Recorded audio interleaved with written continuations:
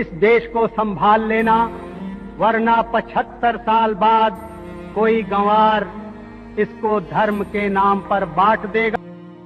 जहां मंत्रीगण बोलते हैं कि तुम कुछ भी कर लो, घंटा हम तुम्हारी बात सुनेंगे, कोई मंत्री इस्तीफा नहीं देगा चाहे जितना भी गलत काम किया हो। मंत्रियों के त्याग पत्र नहीं होते हैं भैया, वो यूपीए गवर्नमेंट नहीं है, एनडीए गवर्नमेंट है।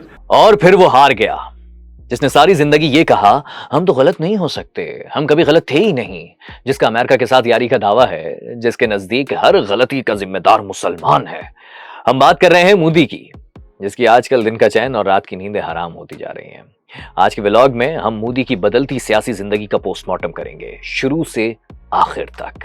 लेकिन पहले आपको ये वाजे कर दूं कि आप इस वक्त देख रहे हैं थिंक टुडे। ये थिंक का मेन चैनल नहीं है। थिंक के मेन चैनल पर हम डॉक्यूमेंट्रीज पब्लिश करते हैं, जैसे कि हमने अब से कुछ दिन पहले आपदा परवीन की जिंदगी पर ये डॉक्यूमेंट्री बनाई है। जरूर देखिएगा, आपको बहुत मजा आएगा। आपदा परवीन से मुतालिक आप जान सकेंगे कि एक्चुअली आपदा परवीन ने अपनी जिंदगी का आगाज कहां से किया था और अब वो कहां पहुंच चुकी है। माशाअल्लाह, अल्लाह ने जिंदगी सेहत हयात दी, क्योंकि उनके बारे में ये फैलाया गया था कि उनका कि वो अब दुनिया में नहीं है, लेकिन अल्हम्दुलिल्लाह वो हयात हैं और अल्लाह उन्हें सेहत जिंदगी दे। बहरहाल, इसके अलावा आप देख चुके हैं कि हमारा थिंक पॉडकास्ट भी मौजूद है, हमारा थिंक क्राइम भी मौजूद है, उसको भी जरूर सब्सक्राइब कर लीजिएगा। थिंक टुडे हमने आपकी ख्वाहिशात पर, आपके हुक्म पर बनाया था, जिसमें हम रोज एक ब्लॉग पब्लिश करते हैं। और इसके अलावा जो आपको जरूर एक बात बतानी है कि अल्हम्दुलिल्लाह थिंक के मेन चैनल पर हमने जो है वो 3 लाख सब्सक्राइबर्स मुकम्मल कर लिए हैं और उसके साथ ही हमारी जो है वो मोर देन 1 मिलियन की कम्युनिटी बिल्ड हो गई है तमाम प्लेटफॉर्म पर, तमाम इकोसिस्टम को मिलाकर।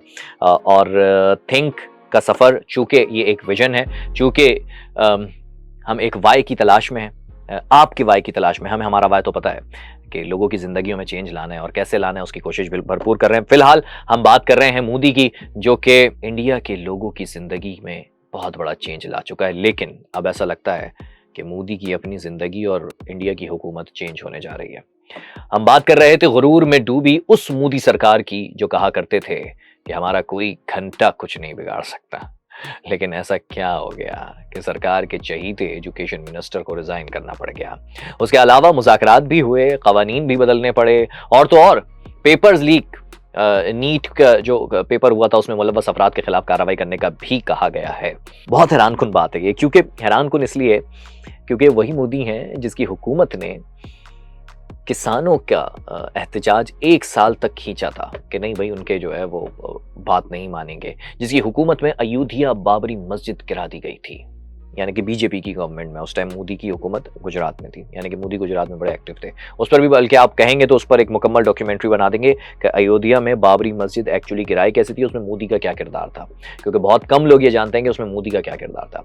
400 साल पुरानी मस्जिद हिंदू इंतहा पसंद के हुजूम ने गिरा दी थी, अगर आपको याद हो तो। और अगर आप चाहते हैं कि याद कराना तो हम आपको अगले व्लॉग में याद करा देंगे, कमेंट्स में बता दीजिएगा अगर आप चाहते हैं। और इसके अलावा मोदी के दामन पर गुजरात में फसादात का सबसे बड़ा दाग भी मौजूद है। जब मोदी गुजरात के वजीर आला थे, उस वक्त गोधरा स्टेशन पर एक ट्रेन में आग लगी, ये 2002 की बात है। उस हादसे को मोदी ने मुसलमानों का हमला करार दिया और हिंदू मुस्लिम को लड़वा दिया था। मतलब एक बाकायदा हादसे को कह रहे हैं कि ये मुसलमानों ने हमला कराया है। ऐसी सोच के इंसान को वजीर आजम की कुर्सी पर बिठा दिया गया, और वो भी पिछले 15 सालों से।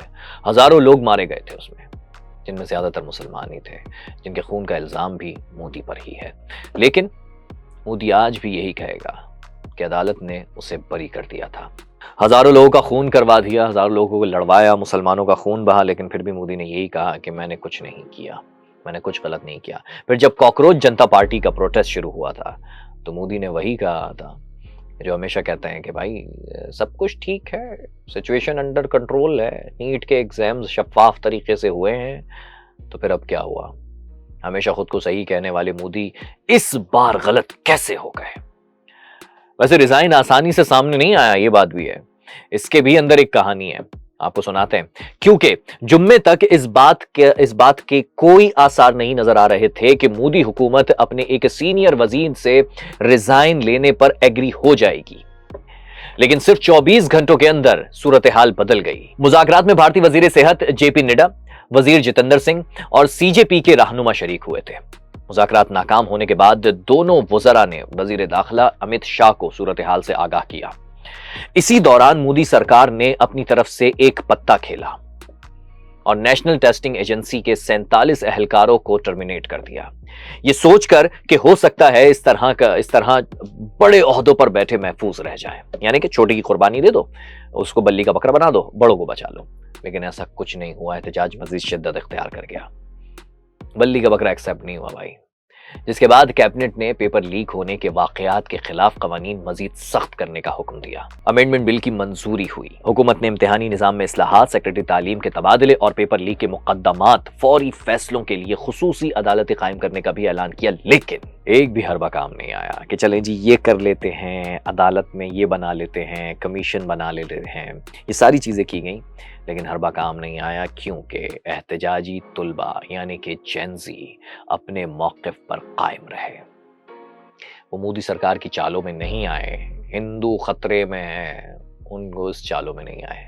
उन्होंने कहा कि उनका फौरी मुतालिबा सिर्फ और सिर्फ यही है कि वजीर तालीम का रिजाइन यहां रखो। साडा हक एथे रख।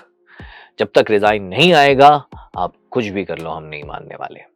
खैर, फिर हफ्ते की सुबह सीजेपी के इजलास से मोदी सरकार की इंतजामिया ने मुलाकात की और फिर यानी कि कॉकरोच जनता पार्टी की इंतजामिया से मुलाकात करने के बाद कहीं जाकर धर्मेंद्र प्रधान ने अपना रिजाइन वजीर आजम नरेंद्र मोदी को अरसाल कर दिया, घुटने टेक दिए।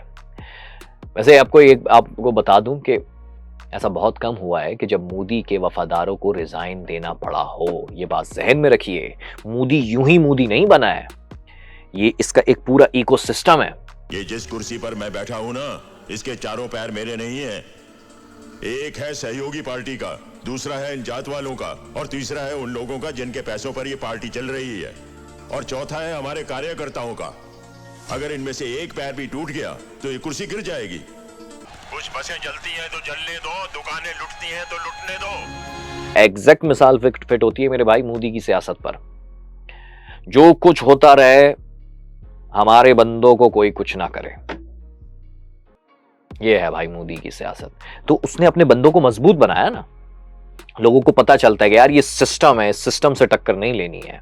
ये मोदी का सिस्टम है कि मोदी का बंदा कुछ भी कर ले उसे हटाया नहीं जाएगा, वो कुछ भी कर सकता है। इस वजह से उसका मोदी के बंदों का डर और खौफ लोगों में नीचे तक पैदा होता गया। लेकिन अब जब जेंजी सामने खड़े हुए तो उनका डर और खौफ मोदी में पैदा हो गया। भाई साहब, भारतीय वजीर आजम नरेंद्र मोदी के 2014 में इख्तिदार संभालने के बाद कैबिनेट में रद्दोबदल तो कई बार हुई है, याद रखिए, लेकिन अवामी दबाव के नतीजे में किसी मिनिस्टर का रिजाइन देना इंतहाई कम देखने में आया है। इससे कबल सिर्फ 2018 में MJ अकबर थे एक, उन्होंने मी टू मूवमेंट चली थी, उसके बाद अपने ओहदे से वजारत से रिजाइन कर दिया था। लेकिन धर्मेंद्र प्रधान के मामले की नौयत MJ अकबर से मुख्तलिफ है। खैर, हम बात कर रहे थे मोदी जी की। 11-12 साल से जो वो स्ट्रेटेजी चला रहे थे अपनी, वो सब फेल हो चुकी हैं। मोदी का एजेंडा हमेशा से फसादात पर मबनी रहा है। मोदी हिंदू मुस्लिम खेलता रहा है हमेशा, वोट भी मिलते रहे इसी बुनियाद पर। लेकिन अब ऐसा नहीं है। देखा नहीं आपने कॉकरोच जनता पार्टी के एहतजाज में नौजवान कैसे कह रहे थे कि भाई हमें नहीं डराओ यार, हमें अब ये कहकर नहीं डराओ कि मुसलमानों से तुम्हें खतरा है, मुसलमानों से तुम्हें खतरा है। हमें मुसलमान तो नहीं मार रहे, बल्कि देखा जाए तो मुसलमानों को इंतहा पसंद हिंदू मार रहे हैं, जो कि दहशतगर्द हिंदू हैं, जो कि आतंकवादी हैं, वो मार रहे हैं। जो कि जिनका ताल्लुक जो है वो शिवसेना से, BJP से, वो मार रहे हैं। तो अब हमें ना डराया जाए, लिहाजा अब हमें जो है वो ये ना कहा जाए पाकिस्तान हम पर हमला कर देगा, हमें बचना है तो हमें ये करना वो करना है। भाई पाकिस्तान जब हमला करता है, जब आप और ठीक से जवाब भी देता है पाकिस्तान। हम मोदी सरकार की चालों को, जेंजी ने कहा कि हम मोदी सरकार की चालों को समझ चुके हैं, हमें बस हमारे मसलों का हल दे दो। अब इंडियन जेंजी ये जानती है कि सिटीजनशिप अमेंडमेंट एक्ट, उसकी हकीकत कैसे मोदी ने ये कानून बनाया जिसके मुताबिक पाकिस्तान, बांग्लादेश और अफगानिस्तान से आने वाले हिंदू, सिख, ईसाई, बुद्ध मत सबको शहरियत मिलेगी, लेकिन मुसलमानों को नहीं मिलेगी। ये कानून बनाया। और कैसे 2019 में, याद रखिएगा, जम्मू और कश्मीर की हैसियत का खात्मा किया गया और ऑपरेशन सिंदूर में पाकिस्तान के खिलाफ झूठा प्रोपेगेंडा खड़ा किया। ये सब जानती है जेंजी। देखा नहीं आपने धुरंधर मूवी इंडिया में बहुत बुरी पिटी है, बहुत बुरी पिटी है। ये क्या ड्रामे बता रहे हो यार, हमने ये कर लिया, हमने, अबे भाई अपने मुल्क तो सीधा कर लो। पाकिस्तान में जाके हमने, भाई कहां से कर लिया यार, अपना मुल्क तो सीधा कर लो। पाकिस्तान में हम कर रहे हैं सीधा सब, अल्हम्दुलिल्लाह। अपने सयाहों की हलाकत का इल्जाम उन्होंने पाकिस्तान पर डाल दिया था, जंग शुरू कर दी थी। उस वक्त जब ट्रम्प ने सीज फायर करवाया था, याद होगा, 11 जहाज गिराने का ऐलान ट्रम्प ने किया था और उसके सबूत भी मिल गए थे। सबूत चिल्लाते हैं, सबूत भी मिल गए थे। तो भाई साहब, जब ट्रम्प ने सीज फायर करवाया था तो मोदी ने ये खुद कहा कि भाई सीज फायर तो खुद किया है, यानी मोदी की पाकिस्तान को तनहा करने की तमाम कोशिशें नाकाम हो गई थी। लेकिन अफसोस वो सब मोदी पर उल्टा पड़ गया है। बल्कि अभी कुछ अरसे पहले अप्रैल में जब ये अल्हम्दुलिल्लाह पाकिस्तान ने साइन कराया, पीस टॉक करवाई इस्लामाबाद में, तब ट्रम्प ने भी ऐलान किया था कि वो पाकिस्तान आएंगे और इनको इंडिया को घास नहीं डाली, मोदी को घास नहीं डाली थी। इंडियन जनरेशन, यकीन कीजिए, इस वक्त मोदी के हाथों में होने की वजह से तबाह हो रही है मेरे भाई। वरना इंडियन जनरेशन पढ़ी लिखी है, समझदार है, काबिल है, दुनिया में कुछ करके दिखाना चाहती है, दुनिया में बहुत कुछ कर सकती है। बिलखुसूस दिल्ली के लोग, मुंबई के लोग, बिलखुसूस वहाँ पर जो वहाँ पर जो गाँव के गोठों के लोग हैं, वो बड़े ज़बरदस्त ज़हीन जनरेशन है। जेन ज़ी की बात कर रहा हूँ। आप उनके क्रिएटर्स देखें, क्या कमाल काम कर रहे हैं, लेकिन मोदी के आताब का शिकार है। मोदी के आताब का शिकार होने की वजह से, उस जहालत की वजह से वो बेचारे जो है वो दुनिया में परफॉर्म नहीं कर पा रहे। वरना वाकई इसमें कोई शक नहीं है, ये जो जनरेशन है, इंडिया की बात कर रहा हूँ अभी मैं, ये जो जनरेशन है वो इंडिया को बहुत आगे ले जा सकती थी, इसमें कोई शक नहीं है। यूरोप का मुकाबला कर सकता था इंडिया, मगर अनफॉर्चुनेटली सिवाय एक शख्स की वजह से, नरेंद्र मोदी की वजह से, उसकी पॉलिसियों की वजह से वो आगे नहीं बढ़ सके। इंडिया की यंग जनरेशन मोदी के खिलाफ अब खड़ी हो गई है। ये जो जनरेशन है ना मेरे भाई, जेन ज़ी इंडिया की, इनका अपना एक विजन है। अब इंडियन रियासत आप तमिलनाडु में ही देख लेना, जहाँ एक अदाकार जो अपनी सियासी जमात के प्लेटफॉर्म से, अपोजिशन इत्तेहाद के ताउन से इंतखाब लड़े, यानी कि इलेक्शन हुए, वो जीते, लड़े, और सिर्फ अपनी इंस्टाग्राम पर मकबूल जनरेशन जेन ज़ी की वजह से, उनकी फैन बेस की बदौलत वज़ीर आला मुंतखब हो गए वो। अब ट्रेंड बदल चुका है। आप इससे पहले देखें तो हमारे न्यूयॉर्क के, हमारे तो नहीं, उनके न्यूयॉर्क के मेयर, वो भी सोशल मीडिया की वजह से जो है वो मेयर मुंतखब हुए। सारी कैंपेन उनकी सोशल मीडिया पर हुई। अब सोशल मीडिया पर फॉलोअर्स की तादाद बताती है कि कौन कितना मशहूर है, किसे आवाम पसंद कर रही है। वैसे तो मोदी सरकार की बीजेपी खुद को दुनिया की सबसे बड़ी सियासी जमात करार देती है और इंडिया के बेशतर हिस्सों में हुकूमत कर रही है, लेकिन कई बरसों में उसके इंस्टाग्राम फॉलोअर्स की तादाद सिर्फ 1 करोड़ तक पहुंची है। उधर कॉकरोच जनता पार्टी ने चंद ही दिनों में 2 करोड़ 20 लाख फॉलोअर्स हासिल कर लिए। तो अवाम किसके साथ है वो तो ऐसे भी पता चल रहा है। बीजेपी के एक्स पर 2 करोड़ 30 लाख और फेसबुक पर 1 करोड़ 80 लाख फॉलोअर्स है, सिर्फ और सिर्फ। कब से आप जो है वो इख्तिदार में हैं, कब से आपने जो है वो, आप सिस्टम पर तो आपने पंजे जमाए हुए हैं और सिस्टम को आप अपनी जहालत से कंट्रोल किए हुए हैं और नीचे तक उसको डिल्यूट कर रहे हैं। अब देखा जाए तो कॉकरोच जनता पार्टी के एहतजाज का पोल भी इंस्टाग्राम, यूट्यूब या फेसबुक पर चल रहा था, क्योंकि मोदी सरकार को अपनी गलती मानने की आदत तो है ही नहीं। ये बात तो आपको पता है।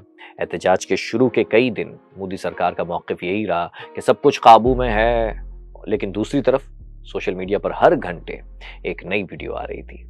कहीं पुलिस का लाठीचार्ज, कहीं तालिबे इल्म रो रहे थे, कहीं उनकी जो है वो रील्स पर मुसलसल नौजवानों की तादाद बढ़ती दिखाई दे रही थी। जब मोदी ने ये सब कुछ देखा कि प्रोटेस्ट की वीडियोस पूरी दुनिया में फैल रही हैं, तब हुकूमत को एहसास हुआ कि मसला सिर्फ सड़कों पर मौजूद चंद हजार लोगों का नहीं है, बल्कि करोड़ों मोबाइल फोन्स का बन चुका है। यानी कई करोड़ों लोगों तक ये मसला पहुंच चुका है कि इंडिया में ये मसला चल रहा है।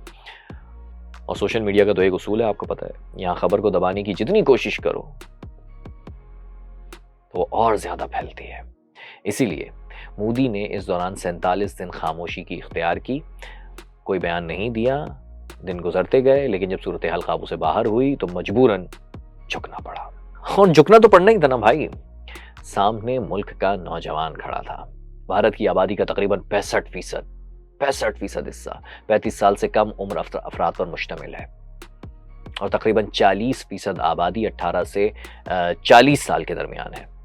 और इंटरेस्टिंग बात बताऊं आपको कि पार्लियामेंट में इन्हीं नौजवानों की नुमाइंदगी तकरीबन सिर्फ और सिर्फ 10% है, जबकि 1950 में, इंडिया की बात करूं, जबकि 1950 में ये तादाद इससे दुगनी से भी ज्यादा हो गई थी। और अब कैबिनेट में बैठने वालों की एवरेज उम्र 60 साल से ज्यादा बताई जाती है। ये हो रहा है बुढ़ों की हुकूमत है। आई एम सॉरी, लेकिन कहना पड़ेगा, कैसे करेंगे अंकल हुकूमत। यानी फैसले करने वाले और फैसले भुगतने वाले दो अलग अलग दुनियाओं में रह रहे हैं, और इसी को कहते हैं जनरेशन गैप। इसे मजीद समझना है तो थिंक पर हमने ये मेन चैनल पर वीडियो बना रखी है, इसे जरूर देखिएगा, आपको समझ आ जाएगा कि एक्चुअली ये जनरेशन गैप होता क्या है। मोदी हुकूमत का सबसे बड़ा इम्तिहान बन गया था यही जनरेशन गैप, क्योंकि इस गैप की वजह से कैबिनेट में बैठे हुए 60 साल के लोग जो हैं, जो पुरानी जनरेशन को जहन में रखते हुए फैसले कर रहे हैं, पॉलिसीज बना रहे हैं, बट अब जो नई जनरेशन है जो बिल्कुल भी उनके फैसलों के मुताबिक एडजस्ट होना ही नहीं चाहती, वो हर बात समझती है, वो हो ही नहीं सकती उनके फैसलों के मुताबिक एडजस्ट। और इस बात का मोदी सरकार को अच्छे से आइडिया हो गया है, और रातों की नींदें इसीलिए उनकी हराम हो चुकी हैं, क्योंकि आगे जाकर अभी एक दफा घुटने टेके हैं, ये बात जहन में रखिए, एक दफा घुटने टेके हैं। एक दफा घुटने टेकने का मकसद ये नहीं है कि एक दफा है, इसका मकसद है कि आगे इनका गेम ओवर हो सकता है, कि जब ये नौजवानों की छोटी सी पार्टी इतनी बड़ी बन चुकी है कि 15-20 साल इख्तदार करने वाली बीजेपी को घुटने टेकने पर मजबूर कर सकती है, जिनका उसूल था कि हम तो ये कहेंगे हम कभी गलत हैं ही नहीं, उनका उसूल तोड़ सकती है, तो बहुत कुछ करवा सकती है। ये एरा हमेशा याद रखिए, ये एरा एंड ऑफ मोदी हो सकता है। सालों की मेहनत, सालों का नैरेटिव सब उनका वेस्ट हो चुका है। अब कुछ लोग ये भी कह रहे होंगे कि भाई अगर एजुकेशन मिनिस्टर का ये रिज़ाइन पहले ही दिलवा दिया जाता तो कई हफ्तों की जो उनका एहतजाज जारी था, अवामी गुस्सा था, सियासी नुकसान था, उससे बचा जा सकता था। चले मान लेते हैं कि अगर रिज़ाइन कर भी देते वो पहले ही, यानी उसी वक्त, तो ये सब फिर भी होना ही था, क्योंकि उसकी वजह यह है कि अवाम में गुस्सा इतना है कि ये लावा कभी ना कभी फटना था अगेंस्ट मोदी, क्योंकि वो एक शेर है ना बड़ा मशहूर, जुल्म तो जुल्म है, बढ़ता है तो मिट जाता है। तो अब ये जो इंडिया में जो जुल्म हो रहा है ना बिलखुसूस मुसलमानों के साथ, वो इतना बढ़ गया है कि अब उसके मिटने का वक्त आ गया है, और ये जेनजी उसे मिटाएंगे। बल्कि पिछले व्लॉग में भी हमने इस बात को डिस्कस किया था कि ये जो गुस्सा सिर्फ पेपर लीक का नहीं था, मोदी सरकार की फेल पॉलिसियों की वजह से बेरोजगारी उरूज पर है। जेनजी को अपना फ्यूचर ब्राइट नजर नहीं आ रहा था, लोग हिंदू मुस्लिम लड़ाई से तंग आ चुके थे। अगर हम इंटरनेशनल ऑर्गेनाइजेशन के फैक्ट एंड फिगर्स देखें तो भारत में यूनिवर्सिटी ग्रेजुएट नौजवानों में बेरोजगारी की शरह आपको पता है कितनी है? तकरीबन 29%। इसके अलावा हर साल लाखों नौजवान आला तालीम और बेहतर रोजगार के लिए बैरून मुल्क चले जाते हैं। सरकारी आदादोशुमार के मुताबिक, यानी इंडिया के सरकारी आदादोशुमार के मुताबिक, साल 2024 में तकरीबन 7,60,000 इंडियन तुलबा ने तालीम की गरज से मुल्क छोड़ा, जबकि मजमूई तौर पर 13 लाख से जायद इंडियन तुलबा बैरून मुल्क में मुकीम है। पहले यही होता था कि भाई जो अफोर्ड कर सकते हैं वो बाहर के ममालिक में जाएंगे और वहाँ जाकर अपना फ्यूचर सिक्योर करेंगे, लेकिन यानी कि जो रह सकते हैं, और जो नहीं होते थे वो मायूस नज़र आते थे, मायूसी का शिकार नज़र आते थे। लेकिन अब ऐसा नहीं है। अब हम देख रहे हैं कि जेनजी अपना हक लेना जानती है। साडा हक इत्थे रख। मोदी भी अब पहले से ज़्यादा बराह रास्त नौजवानों से बात करने की कोशिश कर रहे हैं। आपने देखा होगा, कैमरा करीब लाकर और बिल्कुल सेल्फी मोड पर आकर, क्योंकि उन्हें मालूम है कि 2029 का इलेक्शन सिर्फ जलसों से नहीं जीता जाएगा, बल्कि इसी जेनजी के मोबाइल फ़ोन पर जीता जाएगा। और ये वही जेनजी है जिसने पहली बार मोदी के बारे में खुलकर मीम्स बनाई। कुछ साल पहले तक भारत में ऐसा कोई इमेजिन कर भी नहीं सकता था भाई, क्योंकि मोदी की सियासी इमेज एक ऐसे लीडर की थी जिसे चैलेंज करना आसान था ही नहीं। लेकिन इस बार चैलेंज ओपोजिशन ने नहीं दिया है, इस बार एक पूरी जनरेशन ने चैलेंज दिया है। एक पूरी जनरेशन मोदी के खिलाफ हुई हुई है। लेकिन यहाँ एक सवाल और भी बनता है, क्या मोदी हुकूमत वाकई ये एहतजाज में हार गई है या फिर सिर्फ एक लड़ाई हारी है? क्योंकि एहतजाज खत्म हो जाना और गुस्सा खत्म हो जाना दोनों अलग अलग बातें हैं। असल चैलेंज तो अब शुरू हुआ है, क्योंकि जेनजी की एक आदत है, ये भूलती नहीं है। यानी अगर हुकूमत एक मसला हल कर भी दे तो दूसरा सवाल सामने आ जाता है। और यही सोशल मीडिया का जमाना है, जहां हर वाकया महफूज रहता है। हर क्लिप में, हर तकरीर में, हर वादे में, हर चीज, हर यूटर्न सेव होता है, सिर्फ और सिर्फ एक क्लिक की दूरी पर होता है। एक क्लिक करेंगे दोबारा सामने आ जाएगा सब। यही वजह है कि अब मोदी हुकूमत के लिए सिर्फ पॉलिसीज बनाना काफी नहीं होगा। उन्हें जेनजी का एतमाद जीतना पड़ेगा, और जो मुमकिन नहीं है, क्योंकि एतमाद अगर एक बार टूट जाए तो वो दोबारा नहीं बनता। वो एतमाद किसी प्रेस कॉन्फ्रेंस से वापस नहीं आता। तो अब देखते हैं कि मोदी की आगे की पॉलिसी क्या होगी, क्योंकि अब बीजेपी को नए नैरेटिव की जरूरत है। पुराने की तो उनकी धज्जियां उड़ा दी हैं बच्चों ने एहतजाज के दौरान। आज के व्लॉग को यहीं पर एंड करते हैं। मिलेंगे अगले व्लॉग में। आप बताइए कि अगली कहानी आप क्या सुनना चाहते हैं। हम देखेंगे कि कल का अहम टॉपिक क्या है, उस पर बात करेंगे, वरना जो आप कमेंट में सजेशन करेंगे उस पर भी बात करेंगे। Thank you so much.